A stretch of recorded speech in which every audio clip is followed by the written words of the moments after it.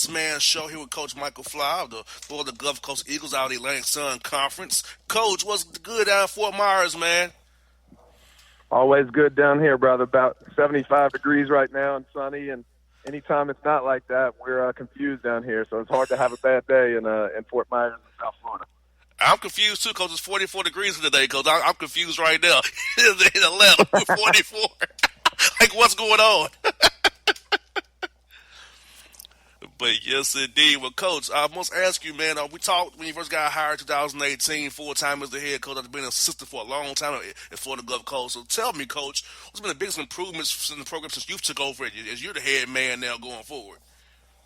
Well, I don't know if I'd even say improvements. We've had a lot of challenges, to be honest with you, and we're in a little bit of a situation that we haven't been in since I first got here. You know, when I got the job, I was really fortunate to be named the head coach here, and we were coming off Atlantic Sun Championship for I think our third year at that point.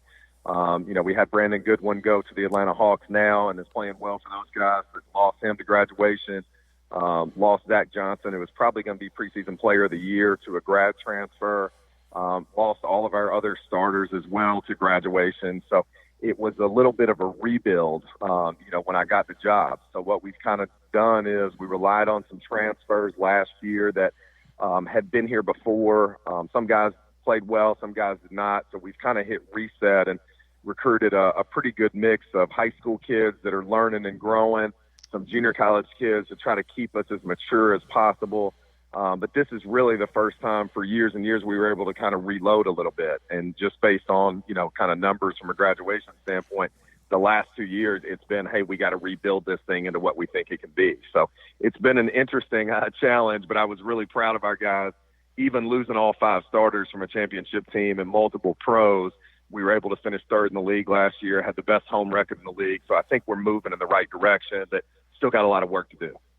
And, Coach, like you said, what basically is a very key point for you now with the rebuild here and retooling is the development piece on and off the court, getting guys stronger in the weight room so they won't get injured. Also, going to be strong to be able to take contact on the court and to play hard for you every night. And their skills, because when you have a mix of young and old guys and transfer guys, you have to get the guys all on the same page. So those 4 hours in the summertime is very key. And also preseason working out there in September and October there for November kicks off is very key to getting you guys on oiled up to get ready to play good now in January, February, and into March here.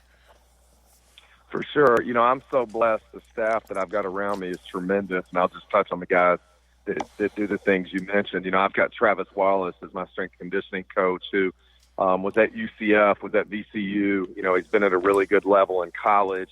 He was actually an all-league player here in the Atlantic Sun at North Florida, and then was with the Toronto Raptors before he came with me. He was actually Kyle Lowry's personal strength conditioning coach. And so he kept Kyle, in really good form. That had been something that had been an issue for Kyle, when he was younger, was staying in shape. So Travis and he worked together, and I was fortunate enough. I was lucky, really, that Travis wanted to come back to college. So we've got legitimately an NBA strength conditioning coach, I think one of the best in the country, at the mid to low major level. And then I brought Joey Cantens on my staff, who was with me at Florida State. He was at USC with Coach Enfield. He was with us here. We made the Sweet 16 run, and he actually went over and spent 2 years in Germany in the top league there and worked with the San Antonio Spurs in the summer league. So, those two guys handle. Travis does all my strength conditioning, and Coach Cantens is player development. So we do things a little differently. We don't do much player development during practice. We'll practice as a team. Those guys do all individual workouts with Coach Cantens in the mornings.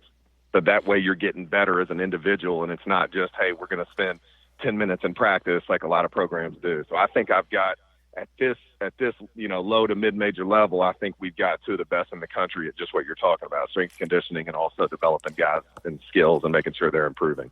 Because, Coach, at the low to mid-major level, you have to find guys that you have to project forward. When they're juniors and seniors, they'll be what they'll grow into. A lot of people don't understand that, Coach. I mean, you understand it because we both played and know the game. But you have to project guys to a degree at the low to your level to make sure you have a guy that can come to a 4-star, 3-star guy by the time they're a junior or a senior with the player development and the strength conditioning piece as well. That's right. And, like I said, there's two ways to do it. We originally, when I was here with Coach Enfield, did it with, basically high school guys that really developed, and a transfer here and there. And then, Coach was really successful here. And then with Coach Dooley, we went more the transfer route with kind of, ready-made guys that you sit out and then you hope you can incorporate them into your program. So, I think we'll do a little bit of a mix of both, but you're 100% right. If you look at the two teams that have won our league since we've been to the NCAA tournament, we went in 2017, Lipscomb went in 18, and Liberty went in 19. They did it with all 3- and 4-year guys that had grown up through the program, versus going the transfer route like we had done here the last few years. So, we're kind of in the middle of that right now. I think we've got some really good young players. I think we got some good junior college guys. But realistically, when we step on the court right now, I've got 3 players that have played Division I basketball before.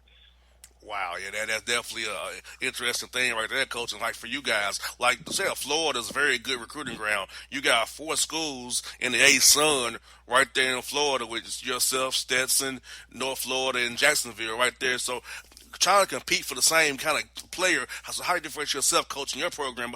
You kind of laid it out there. How do you go about it, trying to beat Coach Jansen, Coach Driscoll, Coach Jones, those guys, trying to get those guys that they want as well down in Florida? Yeah.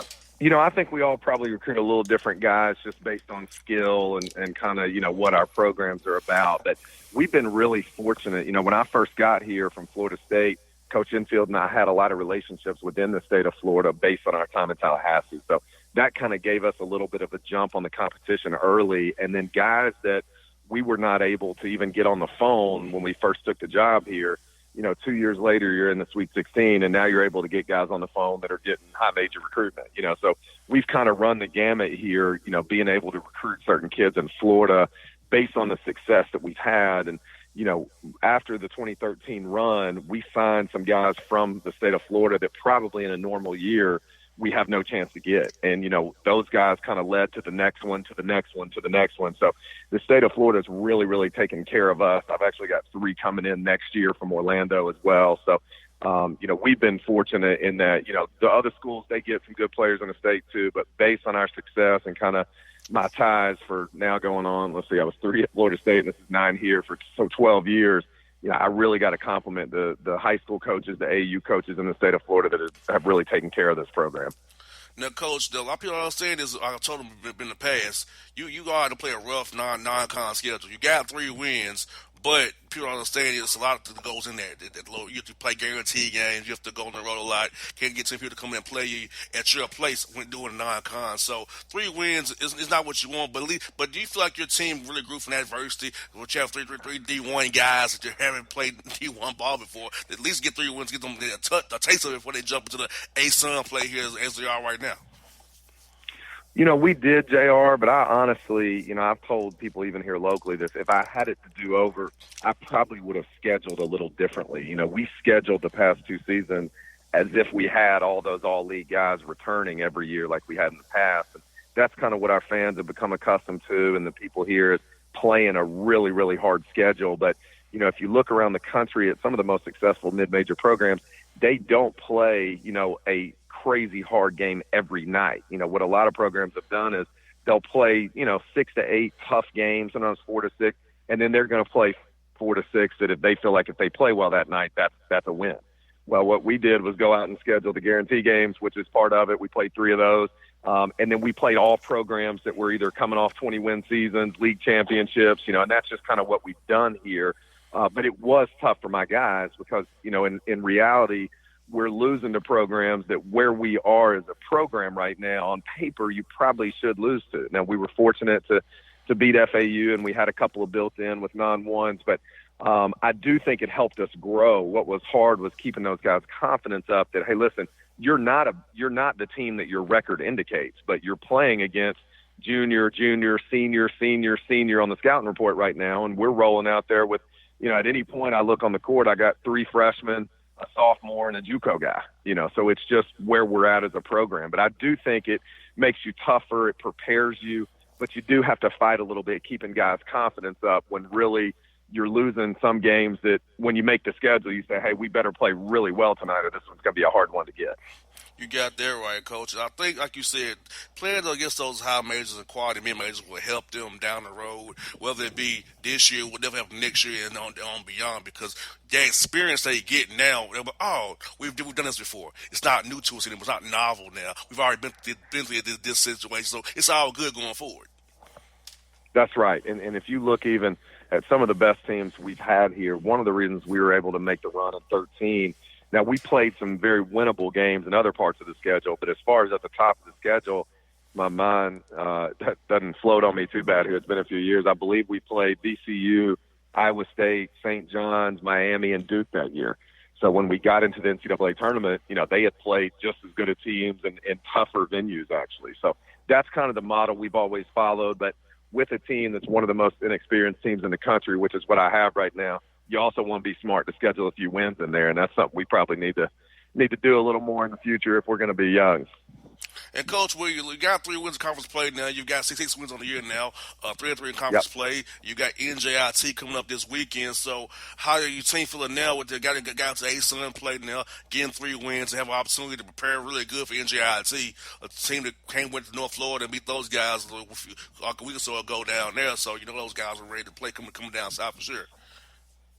That's right. They've done a really good job. Coach Kennedy's done a really good job up there. They've got the best scorer in the league, and Zach Cooks, who's actually a Georgia kid. So I think they've got really good talent. They've got another Georgia kid, actually San Antonio Brinson, who's had a good run for them as well. But they actually are in a very similar situation to us. They played a tough non-conference schedule, did not play well in the non-conference, and now have been able to turn it around coming into the league and are similar to us. They've won some that were really good wins for them, probably should have won a few that they haven't. But I think it'll be a really tough test for us. And I told our guys the other night, we had won 2 in a row. We're in a 5-point game with North Alabama, got a lead with 3 minutes to go. And those are games probably with a few more juniors and seniors you get done, and that's what we worked on today, game-ending situations. And, hey, guys, do you see on the film, this is what we could have done differently. So we got a chance, we take care of business at home, to have won 3 of our last 4 and be headed in the right direction. But I think this week's really important preparing for those guys, and I think they're as good from a talent standpoint as anybody that we have in this league. Well, Coach, you have 3 young men on your roster from the Atlanta area. Could you just talk about those young men, what they mean to your program? For sure. Georgia's always been really, really good to us in recruiting. If you look back, our first really big get from that area was Bernard Thompson, who was an all-league player here from Rockdale County, helped lead us to the Sweet 16 and multiple league championships. We had Jamel Jones from Green Forest, who transferred to us from Marquette, who was an all-league player here as well. As you go through the years, Reggie Reed from Harlem High School had a very good career when he was here. And then obviously the most, kind of famous one from the State's been Brandon Goodwin, who now is with the Atlanta Hawks and was unbelievable for us here in his 2 years and even in his redshirt year. So that allowed us to recruit guys like Jalen Harper, who obviously has it in the bloodlines, played at Pebblebrook, who's one of the better programs in the state there. And obviously Jared had a tremendous amount of success at Auburn. And then we were able to get Brian Thomas, who unfortunately for him, he played at Kell High School and played for Game Elite, one of the bigger AU programs in the state, has had an injury-riddled career, but is a great kid. And if his body didn't betray him so much, we've always believed in his talent and ability. It's just been tough to get him on the court. And then we've got Tracy Hector from the Jonesboro area that we took as a transfer because he was eligible immediately after one of our kids went down for season-ending surgery. And he's been really good for us. He's one of our best defenders. Was really productive the other night against North Alabama. Not a huge stat stuffer, but a guy that does a ton of things that win games for you, taking charges. And, he's had multiple games with 7 assists and 1 turnover for a power forward. So Georgia's always been really good to us. The South, both Georgia and Florida, have really taken care of us, and we hope they continue to do so. I hate I'm gonna miss you guys, Coach, because you come to Atlanta on the 13th of February. I'll be in Chicago for the All-Star weekend because Trey Young's probably going to the All-Star game. So I already pretty much told me to book my stuff for Chicago for that weekend. We also had like Cam Reddish and those guys will be in the rookie softball game. So I'm gonna miss you guys when you come to Kennesaw State. But hopefully to see you at the Final Four for sure, Coach. Sounds like a plan, and going to Chicago for All-Star weekend is not such a bad deal. You got there. It's a little bit cold, too cold for me. Cause all it is it's cold weather. That's the only thing I have my whole interpretation, coach. It might be a little too cold for me, man. I don't got to the big. Coach, I hate cold weather, man. So if it's in the 50s, I'm okay. If it's like in the 20s, I'm gonna be like, oh my god, why am I here? Well, we got to get you down to see us in Fort Myers and get you out of that cold weather and get you in the sun a little bit. Hey, I would love to, coach. We gotta get that set up, man, for sure. All right, coach. Thank you as always, brother. Appreciate you guys having me on. Have a great trip to Chicago and a good rest of the year. Grab a hold of big breakfast flavor at Hardee's. Try 2 breakfast sliders for just $2.99. Get Applewood smoked bacon or freshly grilled sausage with fluffy eggs and golden melty cheese, all on a toasty little bun. Good morning, start at Hardee's. Available now for a limited time at participating restaurants. Tax not included. All right, folks, back here in the Bossman show here at Mitch Henderson, coach of the Princeton Tigers out of the Ivy League in New Jersey. Coach, how you doing today, Coach? I'm doing great. Doing great. How are you? Coach, I'm doing wonderful, man. Good to speak with you, Coach. I want to start off and ask you, Coach. You've been at Princeton since 2011 as the head coach. And, in the business of coaching, it's just a lot of turnover. So it's been the key to your longevity so far being at Princeton since 2011, all these years. Well, I mean, it's really just a function of being at a really good place where they support you. And I feel very fortunate to be also at a place where you can get involved with some really fine young men and coach them. And, we really put a lot of emphasis on guys getting better while they're here. And Princeton's a special place to work. You get an opportunity to coach guys that are interested in being a real student athlete. Not that, not that anybody else isn't doing it, but, it's really an emphasis on both being a student and an athlete equally as strong. So I feel very fortunate to be able to be here and be the coach. Yes, indeed. And, Coach, the difference in the Ivy League is I found out when doing my research here that you guys can't practice at all during the summer session at all. Like, you really don't have much with time with the players beyond that. They get to go home for summertime for the most part. So you pretty much have to do it kind of on the fly here during this last part of the year here when they come back from summer. Kind of get your team ready for the year. So kind of expound on that a little bit, Coach. Explain to my listeners a little bit how the little differences between coaching in the Ivy League versus coaching in the MAC or the MEAC or the Northeast Conference well up there near you guys. Right. Well, I look at it, it's a good point, and it's a fair one, but I look at it, and it's sort of because we have to, and we try to look at it a little differently. The summers are obviously a great opportunity to get better, and as you mentioned, almost every school has summer access where not only are you having summer school on campus, but you're having workouts. But what I've found is that, number one, the guys like to go home. They like to be around their families for a little bit. Can't stay home the whole summer, but also we put a big emphasis on summer internship possibilities. There's a terrific Princeton Abroad program here where, one of my guys, Ryan Schwieger, who was just Ivy League Player of the Week, was in the Philippines through Princeton and doing a study internship there. And we're obviously our goal is to be, at the top of the Division I, in terms of basketball programs, but also we want to develop the whole kid. And part of that is getting exposure to some different industries, maybe academic pursuits in the summers. So what I found is that there's not that much slip in when we get them back in the fall. They're really excited to come back. They're eager to get to work. And we had a little bit of a rough start in our non-conference, but I don't think it had anything to do with the summer. It's more just sloppy play. I think that overall, when you look at it's just a 4-year period and you want to get the most out of those 4 years when you're in college as possible, I think we do a good job of that. And also, Coach, the difference is for your league is a lot of people don't understand. You all play back-to-backs on the weekends there. And my question is more so about prep and recovery time because I know in the NBA I'm around the Hawks a lot here in Atlanta with Atlanta Hawks, so I know about back-to-backs, but those are grown men per se that are developed in their bodies. But these are 18, 19, 20-year-olds, 21-year-olds who are in school having to go on a back-to-back. So say they have a tough, rough game on that front of first leg of that. Who do you play the next night? Trying to keep everybody fresh to come back with that, Coach. So I kind of want to talk to you about that as well. It's a really good question, and I always say as you mentioned, we play Friday, Saturday in the league, and I would say the Saturday night game is a guts game, and I think that's probably true in the NBA, but you're dealing with 18 to 22-year-old kids, not grown men, as you said. And, even what we know now is, sleep plays such a big factor, obviously recovery being a big factor with young kids.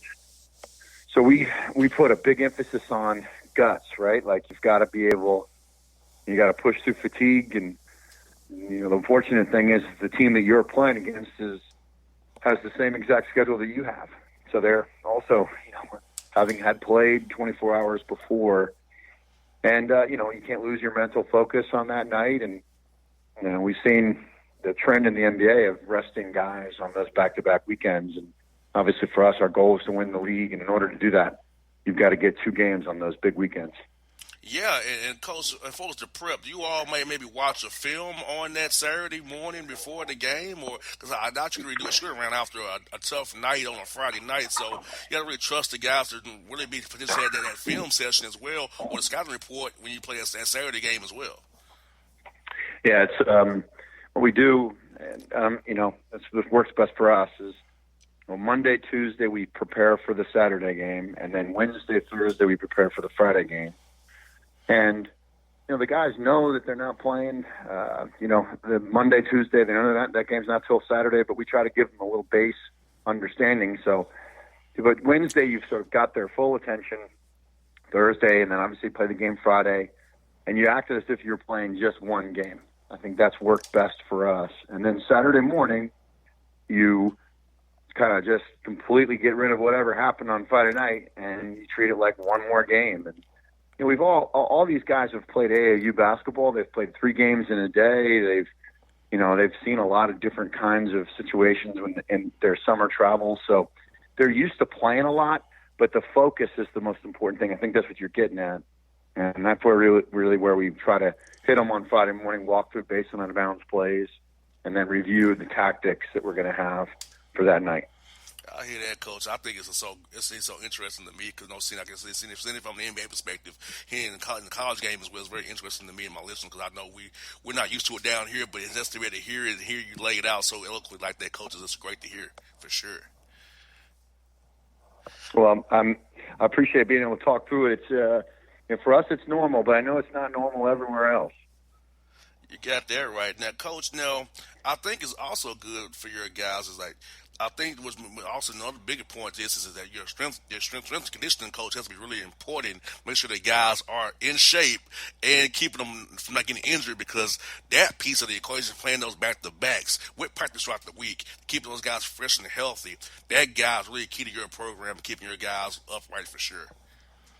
You're right. You're right on about that too. And our guy, we have a guy named JD, and he's terrific. We really start this process in the fall of, getting guys ready to play these 2 games in a row on a weekend, layering in the sort of stamina and the conditioning that they're going to need to be able to play, 2 games over the course of a long weekend. And, the load also is the week of the game, you've got to make sure you're not overtraining your players. So there's a lot that goes into it. And then you've got, somebody's got a cold, this guy's got this, lost a little weight, and it's boy, I tell you what, it's a lot of moving parts. So we're always working together. I think that's one of the best parts about strength and conditioning coach. It's just constant communication. Not having your a set mindset on, okay, this is what we have to be like this week. These guys have got to get stronger. Sometimes things change, and the team needs a little bit of a different approach, and our guy's been just terrific with that. And Coach, I know you mentioned earlier in the interview about you winning the games you want to in the non-con. You just weren't playing very well. But what points do you feel like your team really improved on the most during the non-con as you enter into full-fledged Ivy League play here coming up here real soon? Well, we had a rough schedule early on, and I think the schedule was, that's no, my fault, of course, like putting a rough schedule up front, but we had a couple injuries up early on to some key people. But I think that we just, the biggest improvement we've made is on the defensive end. And, when you take better shots, usually it allows your defense to set itself up better We've done a much better job of that and allowing our defense to be 5-on-5. And then here in our first two conference games, we've seen the team really focus and lock in defensively on, the things you need to do to win. And I think this is the most important part of being successful in any league is being able to guard man-to-man. And if you follow basketball, it's being able to defend. Yeah, that keeps you in every game. You got that right. I always tell young men, I speak to them, energy, effort, and defense, you have a chance every night. Those three things you have a chance every night. Energy, effort, and defense. If you just do those three things, because it's boiled down to make or miss scoring-wise, but you can always do those three things, you have a chance for sure. Yeah, and, we made 11 threes in our last game against Penn, but in the first game we only made 2.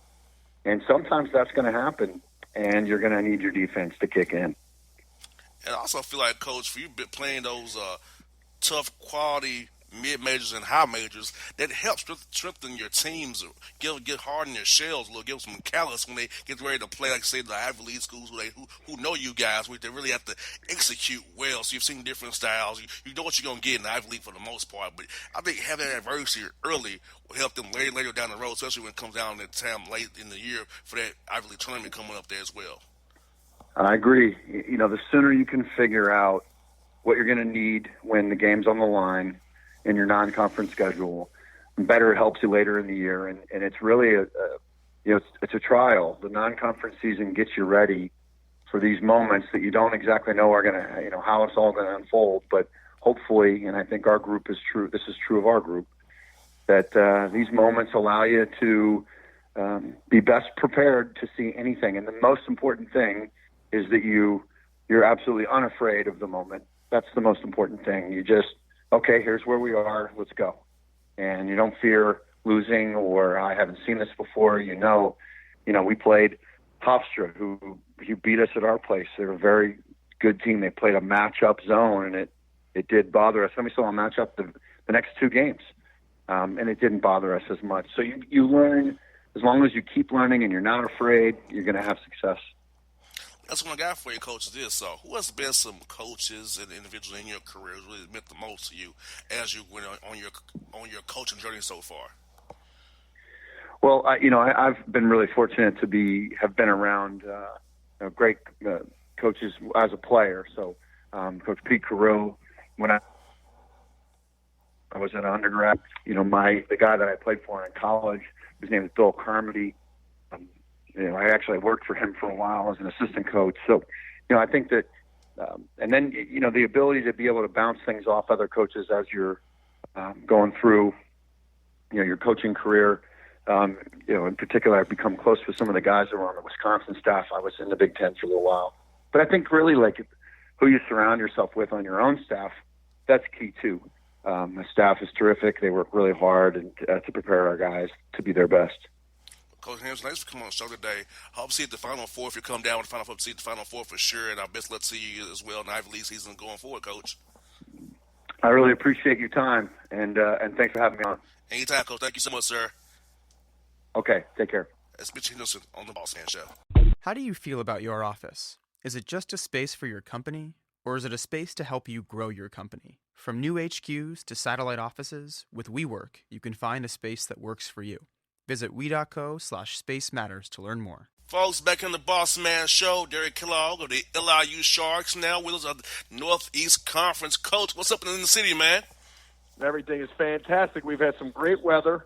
As you know, there's always something to do in the city, and my team's playing pretty well. So it's been a good holiday season. We're excited to continue here at conference play, and me and my family just love living in the New York City area. It's been a great change of pace for us, and I'm excited to be on the show and spend some time with you. Well, Coach, tell me this. I know we haven't talked since 2018. So talk to us about the developments in your program. How's it improved since me and you last talked in March of 18? We went to a tournament back then. Yeah, it was great. We've done a good job, I think, of putting a hell of a product on the floor. I think our guys are competing at a great level. The 2018 NCAA tournament run, I think, solidified our, the LIU program is one that to be reckoned with in our conference. And, the recruiting has definitely picked up, since that point. And, we're having a nice year this year. I thought last year we made a good run in the in the tournament, or the NEC tournament, and in the one bid leagues, which obviously the NEC is. We really gear ourselves towards playing well throughout the season, but most importantly, trying to play well for those 3 days of March so you can get that run at the NCAA tournament. And so I think we're in a good place right now. My team's competing, playing really hard, and we got a good bunch of kids that are getting better as things go on. And, Coach, a big part is that player development piece in the offseason when you got those kids with you there in the summertime and early fall before November tips off. Get those guys better and individually and collectively as a group, watching film and on-court drills and getting stronger with the strength coaches as well, Coach. Yeah, and I think that's one thing, I've prided myself on as an assistant coach back at Memphis with Calipari and then through my head coaching days at UMass and now here at LIU is I think people that watch our teams can say that the players individually and as a unit have gotten better. The guys look like they've gotten bigger and stronger throughout their careers. And, a testament to that is how many guys went from unknowns or not recruited to playing professionally, whether a few of them have snuck into the NBA. But, quite a few of my guys from my UMass days and even my LIU days here are playing professionally overseas, whether it's Caddy Lalane, Max Asho, Raphael Putney. Those guys are doing fantastic. And then Chaz Williams and then even some of the guys that are had just graduated from here at LIU. So they're able to make a living, playing professionally or getting into coaching. And if they don't do that, most of the guys are, doing pretty well in what I call the real world, whether, they're on, say, Wall Street or teaching or doing things in the community.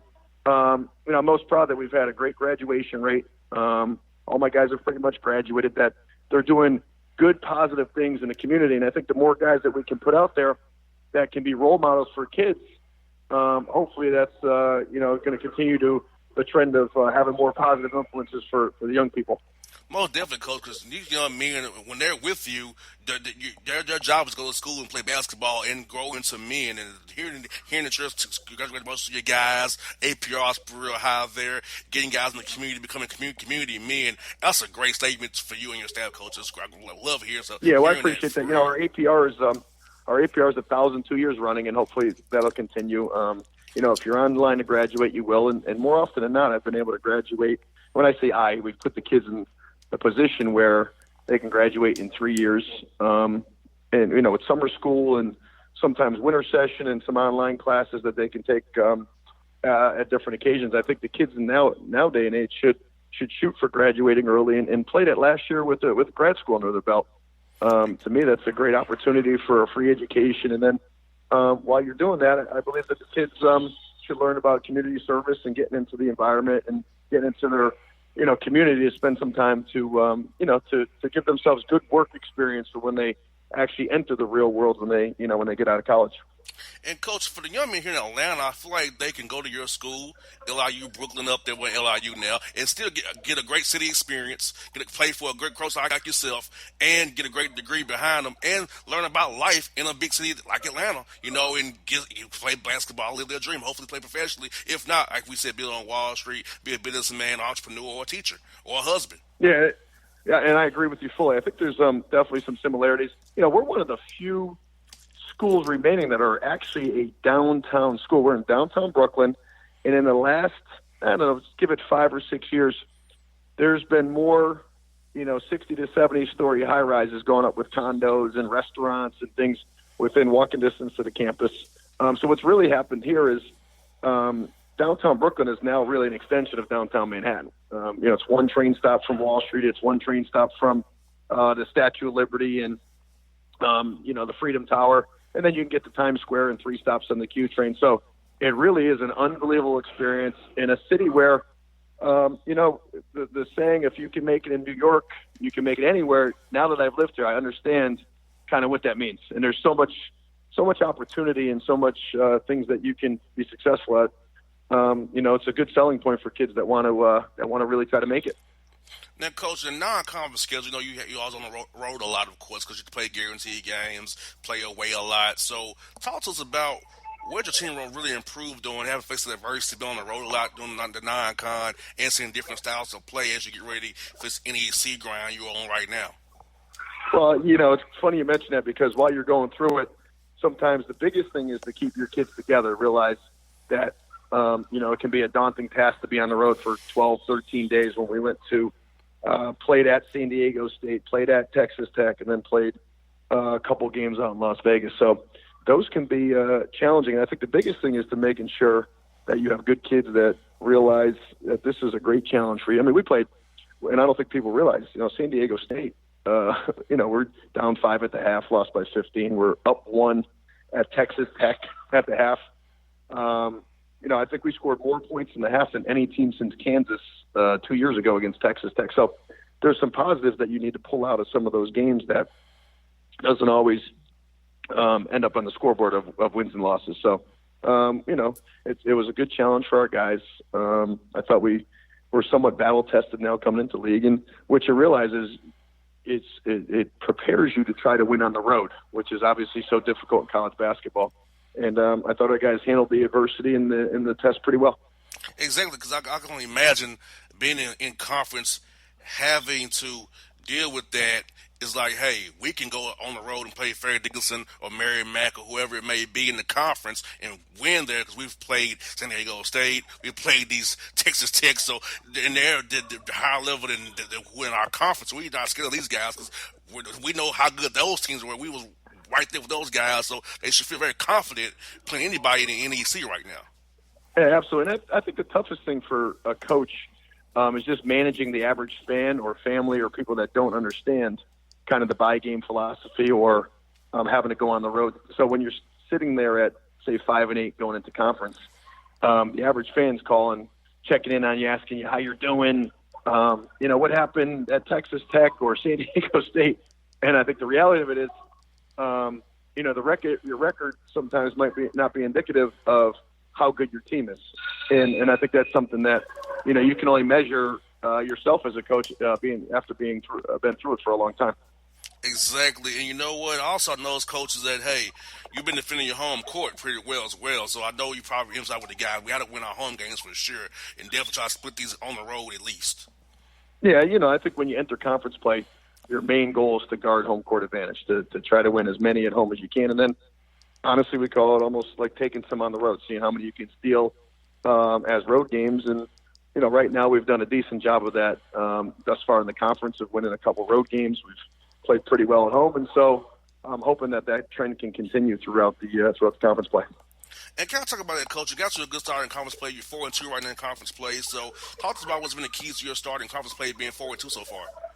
Well, I think we've ramped up our defensive intensity some. I tell our guys all the time, if you guys will ramp up the defense and rebound the basketball, we're a really good offensive team when those things happen. So we've played some better team defense. We've rebounded with all 5 guys, and the games that we actually haven't played so well throughout the year, we've got to be pretty good on the boards, and so that's been kind of a focal point for our team. Unfortunately, we haven't had a ton of practice time because of how many games we've played back to back to back, and because we're not playing a ton of guys.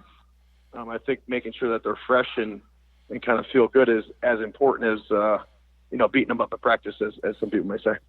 I was going to ask you about that, Coach, because I noticed you're not playing that many guys, and you have a Thursday, Saturday pretty much on pretty much a day between. So how do you manage that, knowing you're playing a limited amount of guys, knowing you got 2 games in 3 days pretty much there?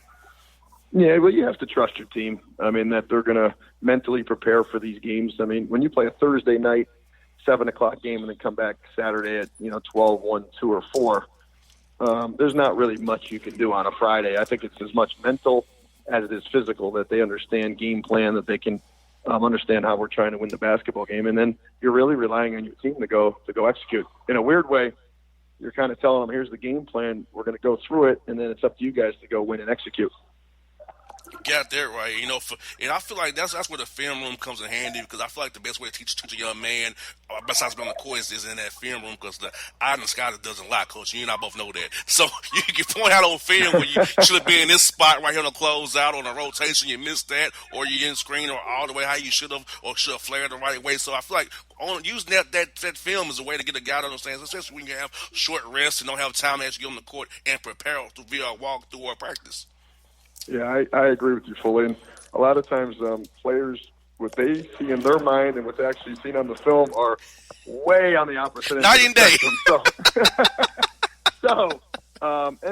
Listen, they're on their phones. They watch video. Like, this is not something that they're not accustomed to. And I think film is a great way for them to see themselves, which everybody loves to do. They love to see themselves, but they also need to be able to see themselves doing the right stuff and the wrong stuff so that we can improve and get better. Yes, Nick, Coach. Well, I hope you keep on going where you're going. I hope to see you the Final Four here in Atlanta here because we're just down here this year, Coach. Hope to see you down here, man, in April, man. All right, well, let's definitely catch up. We'll definitely be down there, and I'll be looking for you guys. All right, Coach. Thank you so much. Have a good one, man. Talk to you real soon, buddy. Thank you very much. Appreciate it. It's maybe the night that my dreams might let me know. All the stars are closer. All the stars are closer. Tell me what you gonna do to me. Confrontation ain't nothing new to me. You could bring a bullet, bring a sword, bring a morgue, but you can't bring the truth to me. Alexa, play Kendrick Lamar and SZA. Okay. Maybe the night that my dreams might let me know. All the stars are closer. With Amazon Music, a voice is all you need. Get tens of millions of songs. Download the Amazon Music app today. Folks, back on the Bossman show here, Joe Gallo, the Merrimack Warriors here out of Massachusetts up there in the Northeast. Coach, how's things up there in Massachusetts, Coach? Things are great. We just got back from a 5-day road trip out to Western Pennsylvania. Had 2 really good wins. Going into the weekend, Robert Morris was undefeated in the league at 4-0, and we were 4-1, and St. Francis, Pennsylvania was 4-1 as well, and we were able to go out there and pick up 2 wins. So we hopped back on a flight this morning, and we're back in the Boston area in first place in the NEC, so it feels pretty good. Yes, indeed. Well, Coach, you're in the middle of year 4 leading the Warriors. What has been your greatest accomplishment in your mind so far since you've been hired there in 2016 there? You know what? I would say even with the Division I transition, last year winning, the league we were in Division II is one of the best Division II leagues in the country, and we won the conference tournament title last year for the first time since 2000 at our school. So anytime you do something that hasn't been done in 19 years, I think is a huge accomplishment. And then obviously, in our second game ever in Division I to go at Northwestern and win on the road at a Big Ten school was, another milestone as well. So, I would say one of those two, pick which one, but one was took a little more. It was a whole season thing, and winning an actual title and then going in that one game and that one moment was huge for our program at Northwestern as well. And Coach, talk about the D1 transition. I know it's a little bit different for us. You can't probably play postseason, different things with scholarships. Yep. So can you just kind of explain for our listener and the audience what are the things you guys kind of having to endure as you transition from D2 now to D1 in the NEC? Yeah, so right off the bat, so in Division II, you're only allowed the 10 full scholarships. In Division I, you get 13. So we got the full allotment right away. Another big advantage that we were able to do is in Division II, you're not allowed to work with your players in the summertime, but in Division I, you can do the 8 weeks of summer and have them up there lifting and working out. So our administration was great. Those two things were 2 very important things to me. And they gave us the full scholarships. We were able to bring in a really good freshman class, and we had our guys up, all summer that, implementing our system and getting our old guys and our new guys on the same page. So, those were two early things that were added to us right away. Then the next steps are, some more staffing. Most Division I programs, just about all, really have, 3 full-time assistant coach and director of basketball ops, and some even go further with video and other positions. So right now it's really only myself and 2 other assistant coaches right now. So we're kind of just a 3-man army here trying to take on the world. Yeah, I'll tell you what, Coach, but for me, you already have this great amount of wins here, 12 wins and 6 wins in non-con, and you're a transitional school. So what tells me you had a great thing going already, in your transition, for sure. Yeah, we were, and we won a lot of close games. We have 3 seniors that, they started just about every game since they stepped foot on campus. And, we played in 3 straight Division II NCAA tournaments.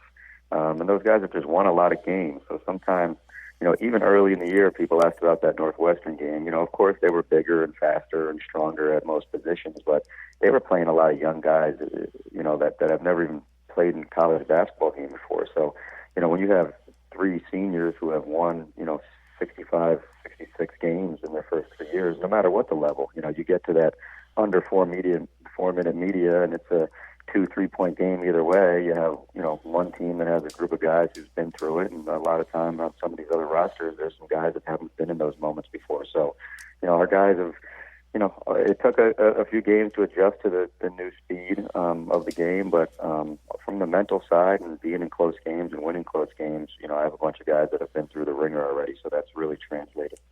And, Coach, I think it's really, really important going forward is the strength and conditioning program because playing against the D1 competition with bigger, stronger guys, faster guys, you need to be stronger in optimal shape and speed there. So having a great strength coach get the guys to eat right, sleep right, and also prevent injuries by being stronger and being physically fit and their core intact will be very important for you guys going forward as player development takes even more.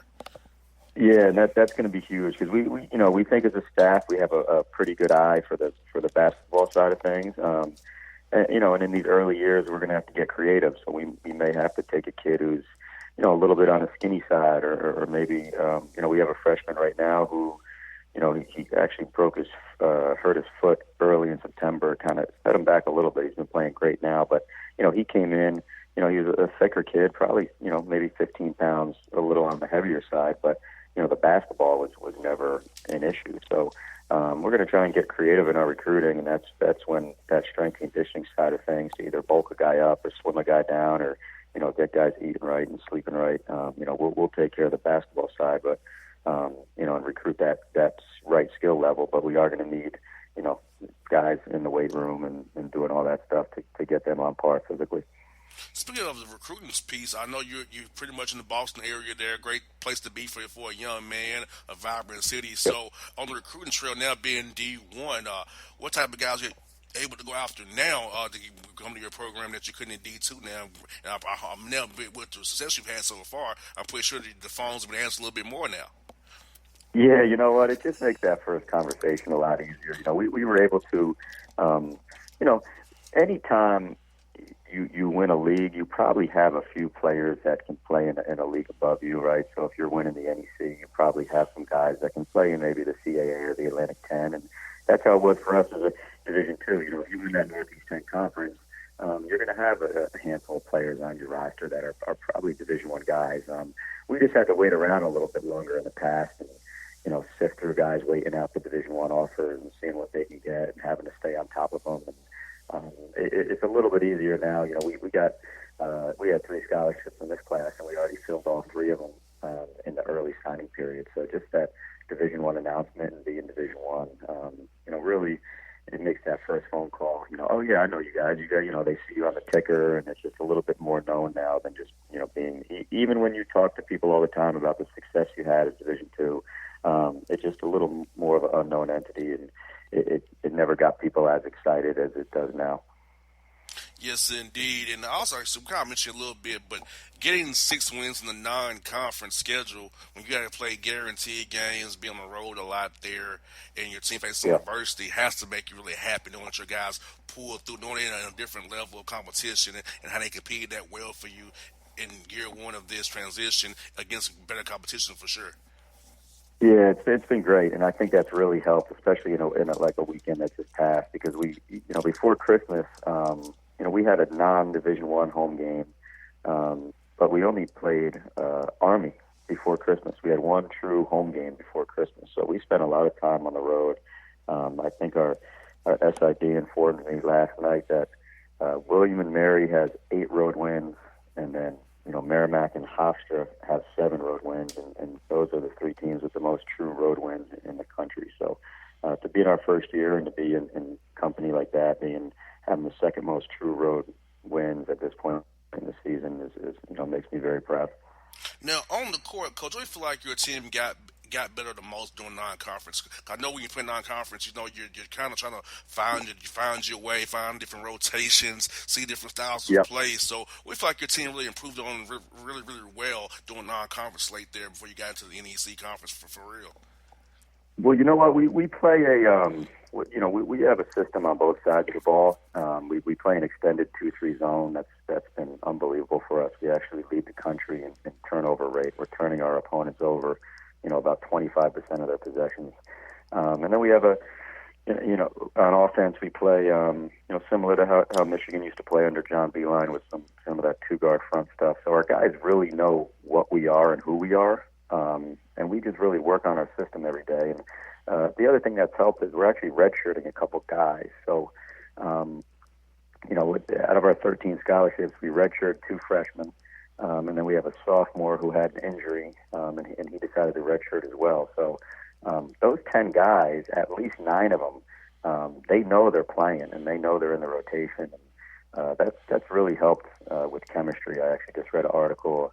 Eric Musselman done that at Nevada, and he's doing that at Arkansas now. He said he used to hate, he'd be an assistant and he'd go into a locker room that's trying to play 13 guys and 2 guys ain't happy on a given night, or another guy doesn't know if he's going to play.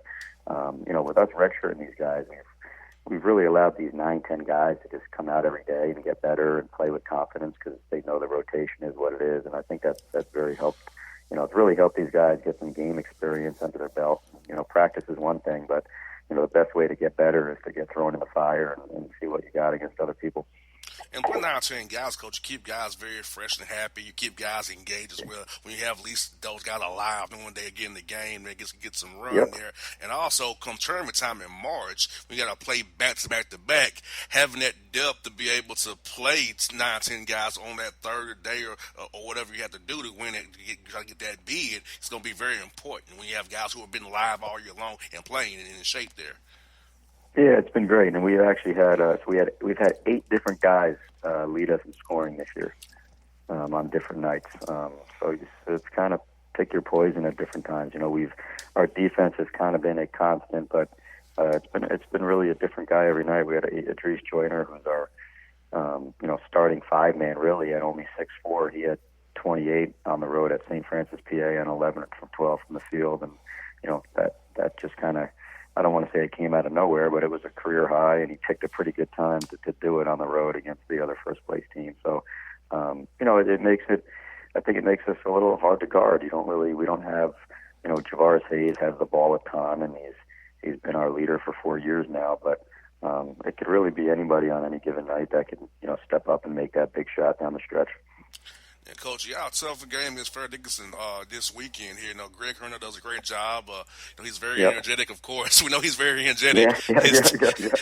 And they won a game last year in the tournament there. So tough test against those guys. We're still feeling get ready to coach a horrendous team there. You know what? We have a ton of respect for G. He's a Merrimack alum, and he's very proud of it. He supports our program. When I first got the job and we were at Division II, he had us down and played them in an exhibition game 4 years ago when my seniors were freshmen.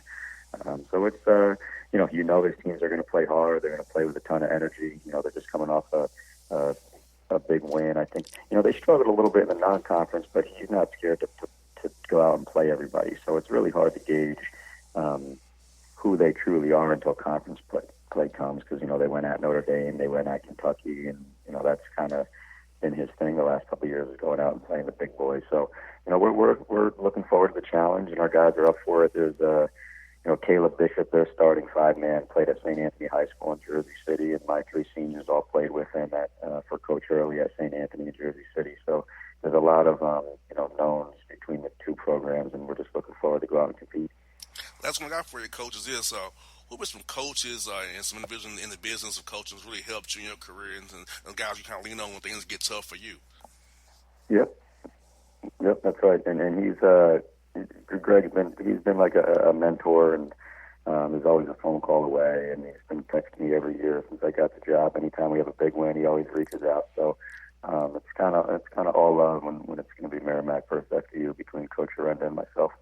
I'll definitely be neutral. I like both of you guys already because I've been on the show too. So I'll be very neutral. I like both of you. So either way, I hope everybody leaves healthy. That's what I'm hoping. Everybody leaves with their health, because I know it's going to be a good battle between you and Coach Renner for sure. Has he told you about his radio show? Yeah, he told me he'll have me on his radio show real soon. He told me that he'll be out in Jersey and New York. He told me all about it, the Greg Herndon show. He told me all about it offline for sure. The Herndon show. He's had me on twice. He hasn't had me on in a couple of years now, but I got to get back on that thing. Me and you both. We got to get it. Me Me and you both, but Coach Gallo, have a great week. Hope to talk to you real soon. If you're coming to Final Four Atlanta, I hope to see you down here as well, Coach. JR, I appreciate you having me. Anytime. Thank you so much. Have a great night. Till the tears run down from my eyes, Lord, somebody, ooh, somebody, can anybody find me? Somebody to love. Alexa, play hits from Queen. Okay. Somebody to love. With Amazon Music, a voice is all you need. Get tens of millions of songs. Download the Amazon Music app today. Folks, back on the Bossman show for the first time, we're joined by Joe Jones, coach of the Boston University Terriers. Coach Jones, what's up with you in Boston, man? How you doing, man? I'm trying to stay warm out here in the Northeast, man. I hear you. Good, though. I hear you, Coach. We're coming up your way on February 1st with the Hawks, man. So hopefully it'll be a little warmer when we come up there in about 10 days. You got it, my man. You got it. I'll be thinking of you. Yes, indeed. Well, Coach, I'm telling you, I want to bring in the show because, you've been at Boston University for going into the middle of your ninth season, Coach.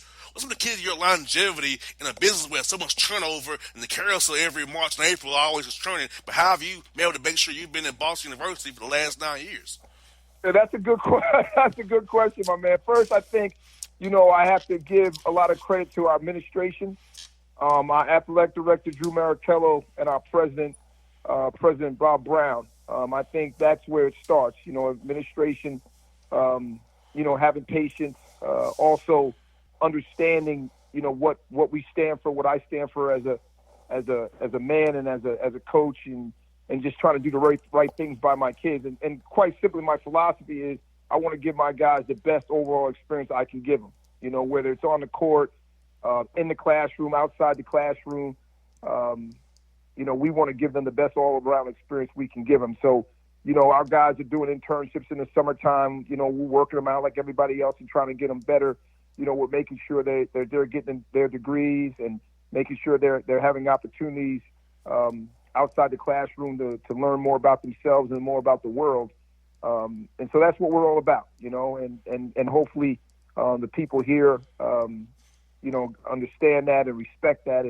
And hopefully that has something to do with my longevity outside of the fact that, we're winning enough games and keeping people happy.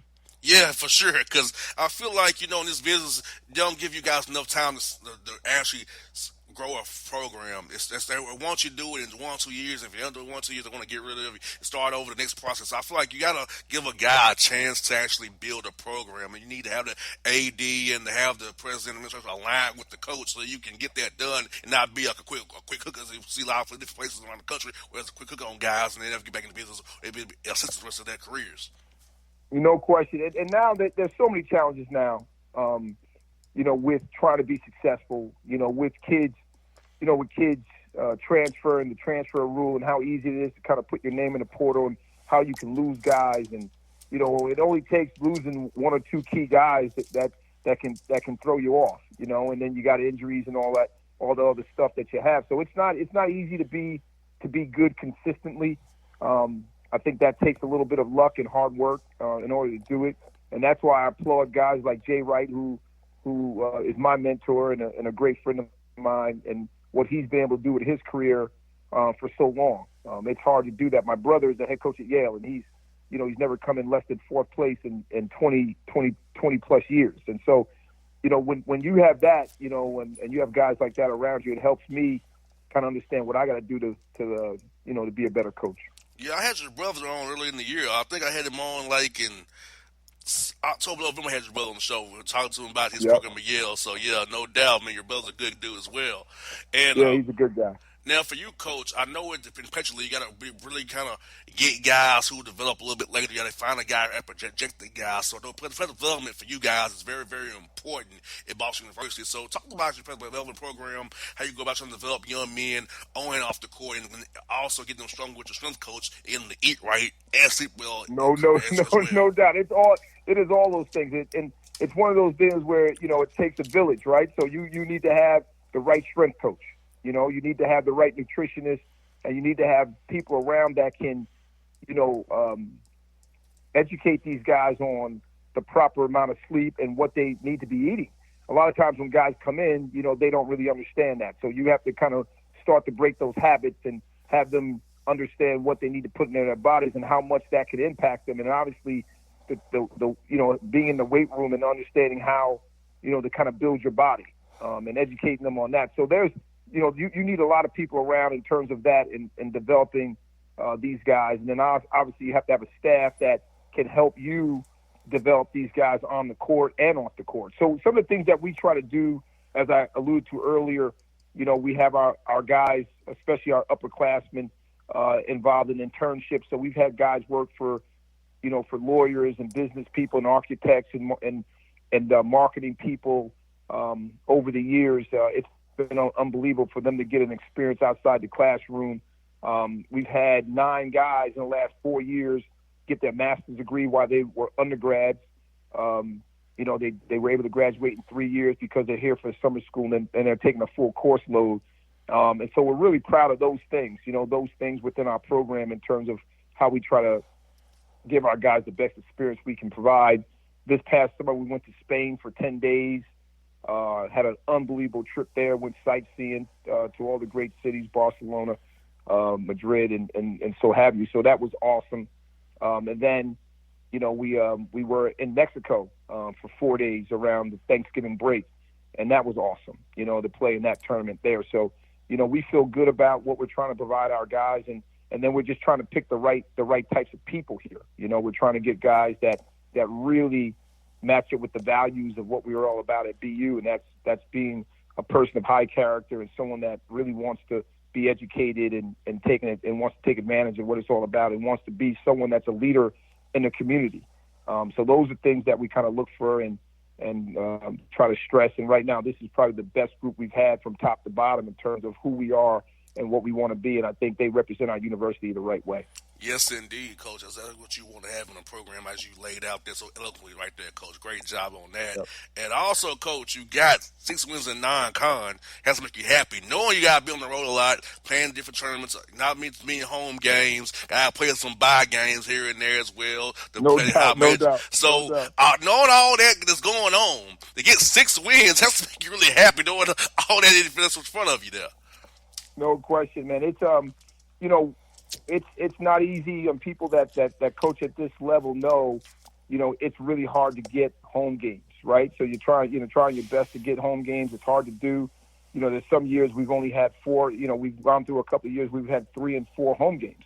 So that's been tough. So when you're able to go on the road and beat a team like South Carolina in their gym, that was probably the highlight of the non-conference schedule. Those are great achievements. And I told the team after the game, I really feel like there are great things headed towards because we really have the right guys and we have guys that really play for each other and want to represent the university and play for each other and play for the players that have been here in this program in the past. It's been such a great program for so long, way before I got here. So, this is really a dream come true for me to be able to be the leader of this basketball program. Now, on the court, Coach, what do you feel like your team really got improved on the court? Because you saw different styles of play, different types of players, different type of teams. So what do you feel like getting exposed to all different types styles of play really helps your team on the court as you see them play in the Patriot League now? Well, I think the one thing that we do, I think our guys do a great job of playing team basketball. I think we play defensively, we play as a group, we play as a unit, and then offensively we do the same thing. We do a great job of sharing the ball and playing together, and our guys are really into it, and we don't have to talk to our guys about shot selection a lot or about, sometimes we overhelp because we're trying to help each other so much. And, this is, for me, this has been awesome. But those are the things, if you come watch us play, I think you will see a team that's committed to playing hard and committed to playing the right way, and that's playing together and making each other better. I think we do a good job of that. And having that synergy, Coach, is so important for a team. When the guys are playing for each other, have that synergy, the ball moves, gives you energy, you bring the effort every night. And I feel like whether you win or lose, you feel like you have a chance every night when you have that synergy. I feel like your team has already. No doubt. That's kind of what we've been doing. And, we kind of went through a run here. You know how it is. We're still growing. I thought, in the non-conference, we had a lot of guys coming back, but we still have only one senior this year. So we're really still a young team. And we lost a lot of close games, and we were right there in the end. And I knew we were going to play better as the year went on, and then things started to click. And you know how it is. It's a long season, and, you're going to have your ups and downs. But I really feel like you do, we're putting ourselves in a position to have success most nights because we're playing hard and we're playing together. And Coach, 6-1 at home. So defending the home court has to be very emphasis you give your guys, especially when conference play starts, because you want to get the home games for sure. Try to split on the road there. No doubt, you got to get those home wins, man. We got a big one tomorrow night against a very good Navy team, and we got to try to get it done because it's hard to be successful if you can't win in your home floor. Yeah, like you said, Coach, look at our Navy's team. I always send them guys on film, Coach. I know you got Holy Cross as well this week as well. So you got two tough games back to back here. So first for Navy, so what do you send those guys on film, Coach? Well, the first thing I'll tell you that jumps out at you, man, and as always, they are committed to playing hard. So to beat them, you really got to be ready to bring it and commit to competing. And I think the thing that they do the best is they go after the ball. Loose balls, 50-50 balls. Rebounds, they're all over it. They're sending 3, 4, and 5 to the glass really consistently, and those guys are just, they're just coming, and they do it with a great sense of urgency. So, we have to be ready to commit to that.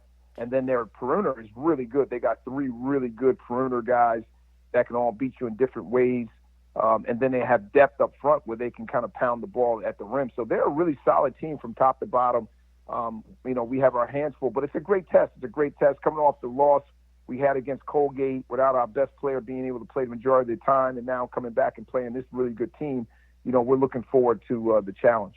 And Coach, prep-wise, when you have to play these games back-to-back, kind of with the day between, so how you go about preparing during the week before you have to deal with this quick turnaround when you got Holy Cross after to play Navy there?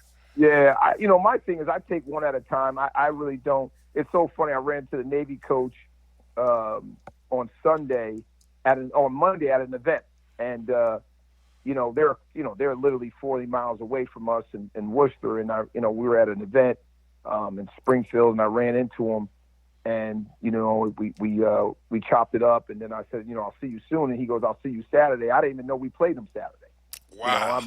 I was just locked in on Wednesday, and honestly, I'm kind of one game at a time type guy. I couldn't even tell you next week. I think we play Loyola next week, but I'm not even positive about that. So I'm really been able to in my career kind of focus on just what's ahead of me, and right now the next game, and I hope that my team looks at it that way, and that we can kind of go out and play consistent basketball because we're not caught up in the magnitude of this game over that game. We kind of went into the game against Colgate and said, hey, everybody wants to talk about this is for first place in the whole bid. And if that helps to motivate you, that's fine. But that's really not what it's all about. It's really having a growth mentality and trying to get better every day and trying to beat a good Colgate team because they are the people that are in your way today.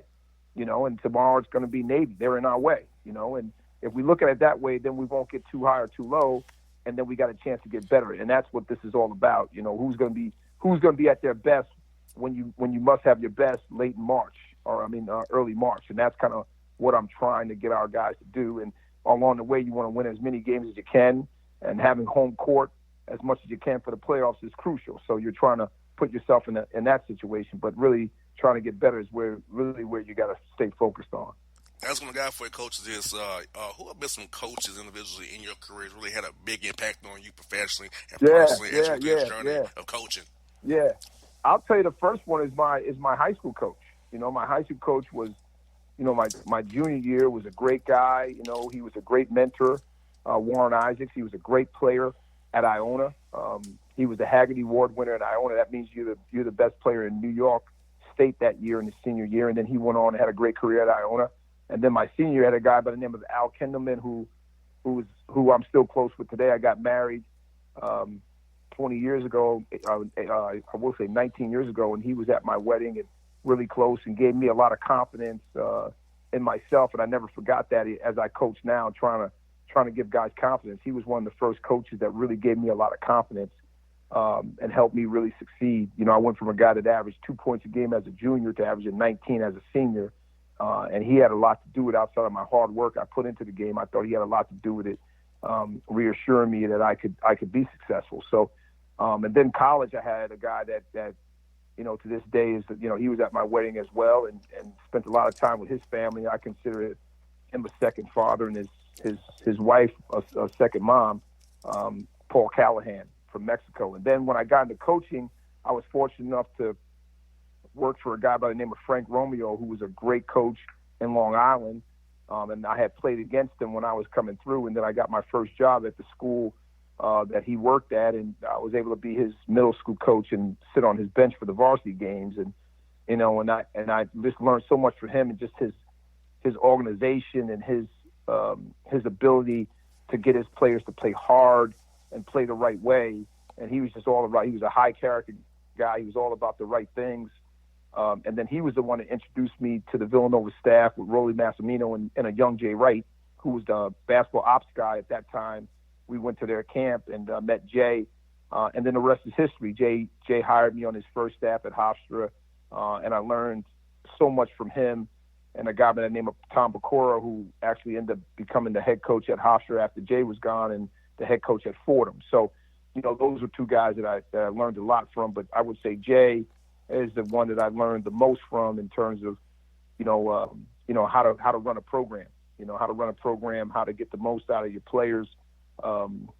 He was just sensational, and I had a chance to see him, on the ground floor as he started to put his stamp on the college game, and watch him as a young coach have some setbacks and then kind of work through those setbacks and learn how to be successful, and so, just so much from so many people. I tell people that all the time. My job now is to serve others and to give as much as I can to help young coaches, help my players become the type of people that they want to be. And part of that is because that's what I had when I was coming up.